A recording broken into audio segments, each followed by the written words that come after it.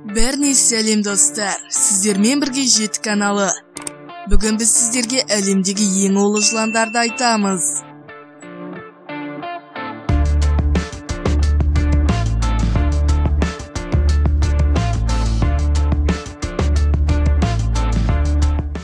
Қара мамба көбінесе африкалық жерлерде кездеседі.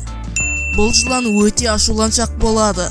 Егерде ашуына тисеңіз, асқан дәлдікпен сізге ұмтылады.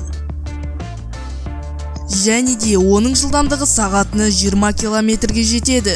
Сондықтан да әлемдегі ең жылдам жыландардың қатарында көш бастап тұр. Қара мамбаның уы адам денесіне тез тарайды. Бар жоғы 15-30 минут аралығында денеге таралады. Уланған адамның көзі бұлыңғырланып денесі тітіркенеді.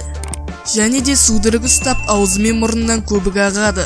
Іштің қатты ауруы, ауа жетіспеушілігі, сосын комаға түсуі, кейін қайғылы жағдай болуы әбден мүмкін. Тайпан Австралияда көптеп кездесетін жылан түрі. Бұл жыланның уына қарсы дәрі дайын болғанша қайғылы жағдай орын алуы мүмкін. Бұл да қара мамба секілді тез ашуланшақ болады. Егерде қанға түссе, тромбты тудырады. Малайлық көккрайт оңтүстік шығыс Азияда көптеп кездеседі. Бұл жыланның уы өте мықты болғаны соншалық дәрі дайын болып, ішкеннің өзіне адам шыдай алмай өліп кетуі әбден мүмкін. Ол қатты ашықса, өзі тектес жыландарға шабуыл жасайды. Адамға кезіксе тығылғанды жөн санайды. Ал уы кобрадан 16 есе мықтырақ. Қоңыр патша Австралияның шығысында кездеседі. Бұл жыланда да өте тез ашуланшақ болады. Ол өзінің жауына тістемей, тіпті уын шашпай өлтіруге тырысады.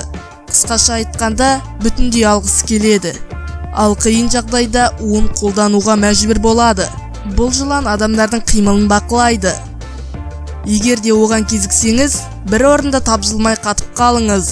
Қатал жылан. Бұл жыланның уы әлемдегі ең мықты у болып саналады. Оның уы 100 адамды немесе 250 мың тышқанды өлтіруге жетеді. Оның уы кобрадан 50 есе мықтырақ келеді.